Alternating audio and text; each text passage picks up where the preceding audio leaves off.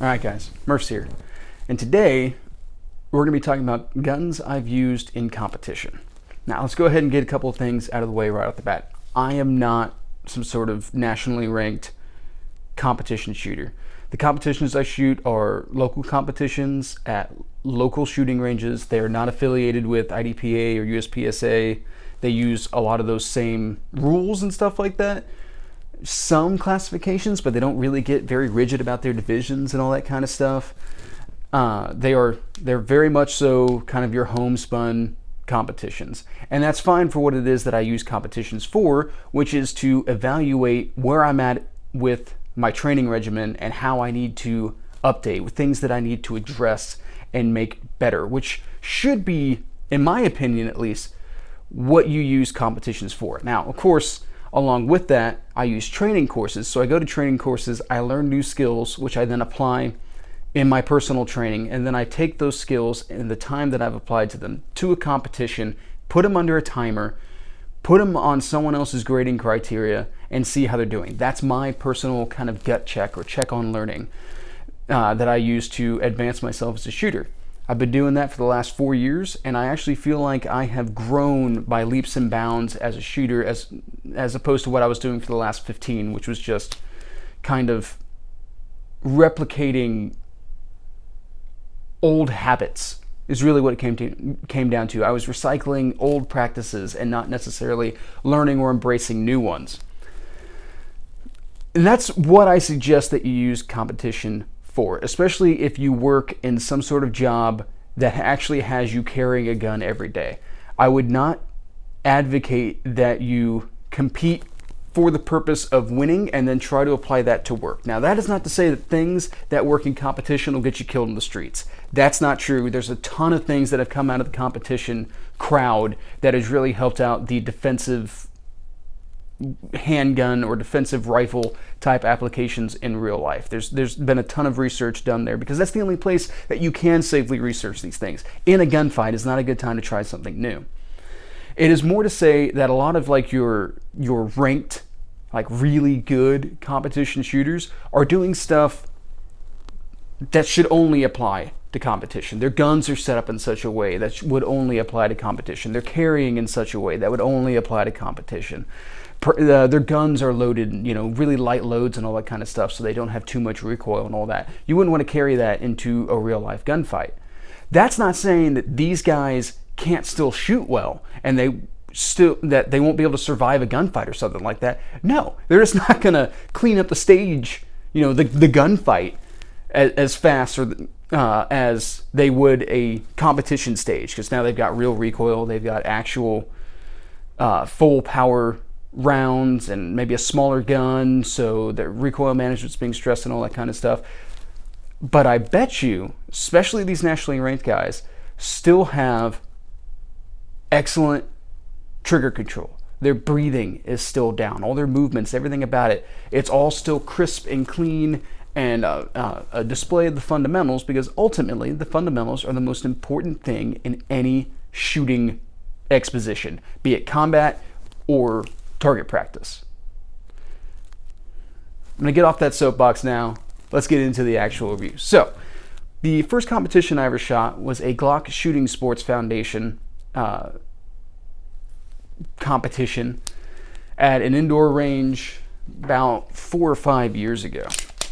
And at that time, I only owned one Glock, and that was this Glock 23 in 40 Smith & Wesson. And I've got to say, I did abysmally in that competition, and it wasn't even that hard. It was fairly static. There was no movement associated. It was a paper target. I think we put 50, I think it was a 50 round shooting, I don't want to say stage, but exercise. Exercise is what I'm ultimately going to call it, because I would just like to chalk that up as training. But what I discovered about myself in this particular competition was that I really needed to work on my recoil management. And I've mentioned this before in other reviews, Glocks are built on 9mm frames. You put a 40 Smith & Wesson in a 9mm frame, it becomes very snappy. Recoil becomes quite sharp. You don't notice it as much in the full-size guns like the Glock 22 or the long slide like the Glock 35, but you do notice it in a 23, which is the same size as a Glock 19. It's a little flippy. It's a little snappy. And I really needed to change how I gripped the gun, how I positioned my arms, how I positioned my body even, to be able to manage that flow of recoil and get the best mitigation of it all the way throughout, to make sure that it was a full body experience instead of me just trying to death grip the gun and force it into position. Try to find some passive ways in order to be able to relay that recoil and break it across my entire body. And that's what really drove me, especially in that particular competition. They had to switch over to weak hand, one-handed, and that took me out of the running like right off the bat. And I did not place very high in that competition at all. But one of the great things about Glocks in general is what I call Glock basicness. You can get whatever you want for these guns. The aftermarket support is absolutely astounding. Now, when I bought this gun in 2012, they were not giving out these extended beaver tails on the medium and large grip frames for the Gen 4s. Grip panels for the Gen 4s, I should say. Which, once I discovered they had these, I had to have one right off the bat. Because I'll tell you what, this has actually, in addition to changing my grip and changing my stance and all that kind of stuff, this little beaver tail has really helped me keep this gun on target. And I don't take this gun out very often anymore. This used to be my go-to carry gun, and now it's just been replaced by a whole plethora of other options. But I did take it out a couple months back, and I was shooting it a lot better than I did that day in the Glock shooting sports match. But it took a lot of time to learn that, and that's kind of what sidelined this gun ultimately. Now, my next competition after that was a two-gun competition at a different range. And that was the first time I ran this beauty, which is my IWI, Israeli Weapons Industries Galil Ace. I ran it with this Aimpoint Comp M2. And for the most part, I ran a 40-round magazine in the gun. I did have a reload of a 30-round magazine. The stages were set up to where I really didn't need to reload on the 40-rounder until I was really running low on ammunition on the final stage of the day, which luckily the week prior I've been spending a lot of time training my mag changes, so the one mag change I had to do went very smoothly. This does have a large offside charging handle, which is very advantageous. Here, go ahead and set that up so you guys can see it a little better right here, which made it very easy to manipulate this gun. This is, I call it my Israeli better than AK, Israeli made better than AK. It's 7.62x3.9, all, 100% reliable, of course. Now, it does still have an AK battery of arms, so there's no last shot hold open or anything. So I did have to have that charging handle manipulation down, but I had no issues with it. In addition to that, I have this liberated M249 sling that I have attached to the side of this right now for storage configuration. The only issue that I had with this rifle came down to the zero. So I have this with a 25-yard zero, which translates to a 250-yard zero, being where the gun shoots flat. Our furthest shot on this particular competition was 175 yards. As it turns out, and I didn't have a good understanding of this with this particular rifle, seeing as I'd just gotten it zeroed. It was the only rifle I had fully set up to go to a competition at the time, so that's what I ran. But as it turns out, that at 150, 175 yards, my bullet is still drastically going up. And I definitely was not ready for the kind of rainbow shape of the 7.62x3.9's trajectory. So I was going over the target by quite a bit. So it turns out I probably need to be holding 6 inches or so below the target. So, oops on my part. Now, in addition to that Galil Ace, I also ran this, as we have seen in other videos, my Browning high power. Now, for the most part, I had no real complaints about the gun itself. This wound up being much more of an equipment issue is what I learned here. But the gun was reliable. It's heavy, so it handles the recoil, or fairly negligible recoil of a 9mm to begin with, but full-size, metal framed gun really soaked it up. It made it easy to keep on target. I had 13 round magazines, and I had at least 5 of them. So I had plenty of ammunition to go around. My first and really only outstanding issue that is truly attributed just to the gun was mag changes. Now, the Browning high power has a magazine disconnect. When you remove the magazine, the gun will not fire. Because of that magazine disconnect being present, it presses against the magazine. So when you run dry and you attempt to drop the magazines do not drop free. Now, I knew that, so I've been training around that for a while, especially for like the whole week prior. I was sitting in front of the TV, in the evenings training my mag changes. And what I trained myself to do was hit that magazine release like normal, and then take my offhand, since it has to move anyway to secure my next magazine, and sweep that magazine by kind of knife handing against the toe of the magazine. So sweep the magazine out, secure my next magazine, run it up to the gun, rack, and get back to work. Just a little ism, but my mag changes, my mag removals were not the issue. What became the issue was that I had no mag pouches, so I just had magazines haphazardly stuffed into pockets. Back pockets, front pockets, and all the pockets. I had magazines shoved in all my pockets, which means that they moved around. One fell out at one point. I do remember that happening. And they would change their orientations and all that kind of stuff. So I spent a lot of time fishing around and reorienting my magazines in the middle of my reloads. So it really slowed me down on reloads. Now, as an administrative point, with this having a magazine disconnect, when it came time to clear the end of a stage, have the range officer come over and clear your weapon, the normal thing to do is remove your magazine, lock the slide to the rear, inspect, show the range officer, bring the slide forward, and then fire your ghost round. Well, I can't fire my ghost round. And a lot of people forget about magazine disconnects. They're not terribly common, but they do pop up. So I'd have to explain to the range officer every time. Then I would insert an empty magazine.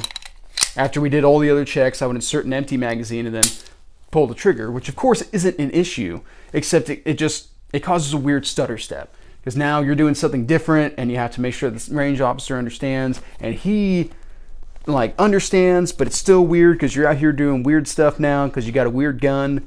So it's like I said, it's a weird stutter step, and it kind of throws people for a loop a little bit when they first encounter it. Now, another equipment issue I had with this gun was the holster I was using at the time. It was a leather snap holster, and the snap resided directly over top of my safety. And whenever I would go to break the snap, I would often find I couldn't tell if it was the way the snap rode over the safety or the way that I broke the snap. But either way, 9 times out of 10, I would break the snap and find that my safety was already off. So I made the decision to go ahead and run this without a round in the chamber. So I would draw, rack, and then start working on the targets. And there was a mixed review from my fellow competitors on that one. A couple of people, attributed that to me training how it is that I carry my guns. I'm a guy who doesn't carry one in the chamber. That's not true. I always carry one in the chamber. And if I carry this, which I do from time to time, I carry it one in the chamber, safety on. I just don't use that holster. I have other holsters now. And then other guys thought I was just being dumb. I should have just run the holster how it was designed to be run and, not shoot myself. And I just, I am smart enough to shoot myself, but I'm also smart enough to know that I shouldn't put myself in the position to potentially do it. It's not worth looking like an idiot at the very least, let alone, the bullet hole in my leg or the angry range officer, whatever it may be. So that's how I ran this, and that was another little thing that hurt my time. But shooting wise, I had no real issues with this gun. Now after that, I then shot a pistol league, which was 5 or 6 weeks long. I can't remember. It was every weekend for, pretty sure it was like 6 weeks.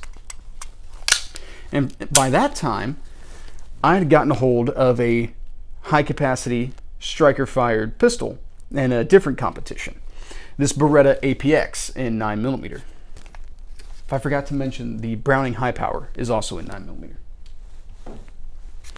So this APX in 9mm. And I actually got this at a perfect time. So I got this gun, I won it in the competition, came with 2 magazines, and then Beretta was doing a promo where they would send you a holster and 3 more magazines if you purchased an APX. So I got 3 bright followered magazines and a Kydex holster. So no thumb snap issues on this bad boy. Not that, this doesn't have an external safety, so it wouldn't have been an issue anyway, but it was still nice. And having these magazines was really nice. Having 5 magazines of 17 rounds each, that really improved my performance on that particular competition. Also having mag pouches helped out with that. But so shot this gun, and I have a couple of interesting complaints about this one. So my first complaint, or the first thing I noticed about it, was that I had a lot of air in my sights. So these rear sights are very widely spaced. There's a lot of space to fit that front sight into, which made like distance precision shooting on, say, clay pigeons or a dueling tree kind of difficult. Actually, you had to really focus on that sight picture and make sure that you had everything perfectly aligned to be able to engage that way, and that made that really difficult. Also, this trigger is not my most favorite striker fired trigger. Now, I'm no trigger snob by any means. Like, I have no issue with Glock triggers for the most part, but this, it's almost spongy in its feel, and a lot of it, I noticed that there seems to be a lot of movement throughout its travel, and I think it's because this trigger is just so wide. It's absolutely huge. And I think that just allows there to be a lot of changes in pressure across it, which kind of causes it to wiggle a little bit at like the worst possible moments.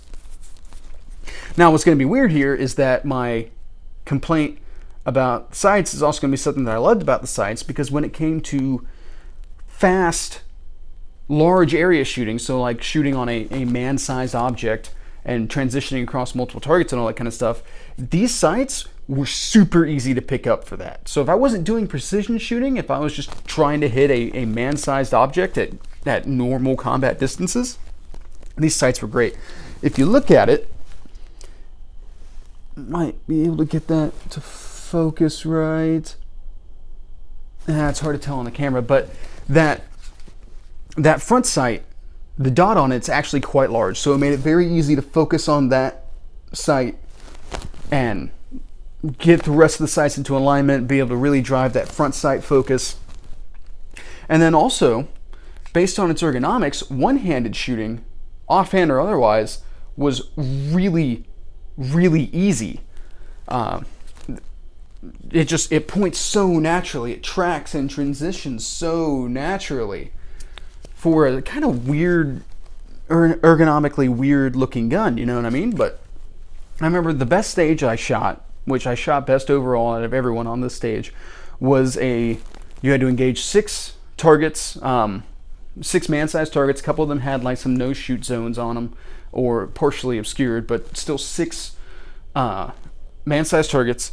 And you were seated and you had to cradle a bowling pin. That was your baby, which, I mean, I guess some babies look like bowling pins, so that works out. But and then everything had to be done. So if you had a malfunction, if you had to do a mag change, everything had to be done one-handed. You could not lose positive control of your baby. And you had to take on these, I think it was 6 targets. And I ran through that one-handed, 2 rounds each target. And when I got done, I actually kind of hesitated for a second. Like, was that it? That was really easy. All right, I guess we're done now. Like, there was a definite pause before I realized that was legitimately all I had to do. That's how easy it was, especially with this gun. Now, something else to say about this ergonomically. This gun feels like it has more grip than it actually does. It almost feels like its grip to slide ratio is like that of, say, a Glock 45 or a P320 carry. It's not, but it feels that way. And it really helps lock it in against recoil and all that kind of stuff, and allows it to track flat. And you can really drive the gun very well into multiple shot strings and all that kind of stuff, and still be able to drill that target area that you're trying to hit. Anybody who says that they would prefer less grip with more slide hasn't ever shot guns set up like that, because it's actually way easier to control a gun with more grip and less slide. Another subject though. Now, something else about this gun that I really loved, and I never noticed anything like it until I shot this gun, was on mag changes. Mag changes on this gun are extremely positive. And what I mean by that is, a lot of people will describe like the reset in a pistol as being tactile and audible. You can feel it. You can feel when a gun hits reset in your finger, and you can also hear it. You can hear that click. That is what these mag changes are like. The opposite side of this magazine release pokes my finger when this magazine locks in, and it's very loud. Now, on a lot of other guns like Glocks, when you have a fully loaded Glock magazine, they swell a little bit. The newer generations aren't as bad about it, but the older ones were especially bad. And when you insert those magazines, it has just become a natural thing that I give it an additional little tap to make sure it's seated all the way. I caught myself in this competition not tapping this gun because it was pointless. It had already given me like a little pat back saying, yeah, it's in, keep going, which is really neat. That was an unexpected result of magazine changes in this gun. Now, what I learned about myself in this competition was that I have a tendency to kink these bottom fingers on my hand when I'm shooting, especially when I would get stressed. So I would try to really wrench in the gun and fight that recoil, and that was causing me to torque the barrel down, dip the muzzle, and a lot of my hits were going low. It was like I developed a flinch during these courses of fire. And it was especially bad on this one because how this toe is set up at the bottom here. So when I kink against it, you can kind of see how that would naturally drag my muzzle down. So I wound up having to spend a lot of time training at that tendency out, training that particular bad habit out. And now I try to make sure that I keep these fingers loose. Now, a lot of times you put me under stress and all that kind of stuff, and I'll be right back into death gripping the gun too much. And I've got to remind myself, almost verbally remind myself, to loosen those fingers on the bottom. Now, just the other weekend, I shot a competition. You guys are gonna think I'm crazy with this. This is a Generation 3 Glock 26 in 9mm. Now, why did you shoot a pistol competition with a subcompact gun, Murph? Well, I did it ultimately because I needed to put my money where my mouth was. I have often made the statement advocating for the Glock 26 as a concealed carry gun to friends, family, honestly, probably some perfect strangers as well. Because a Glock 26, in my own words, a Glock 26 has big gun performance in a small gun package.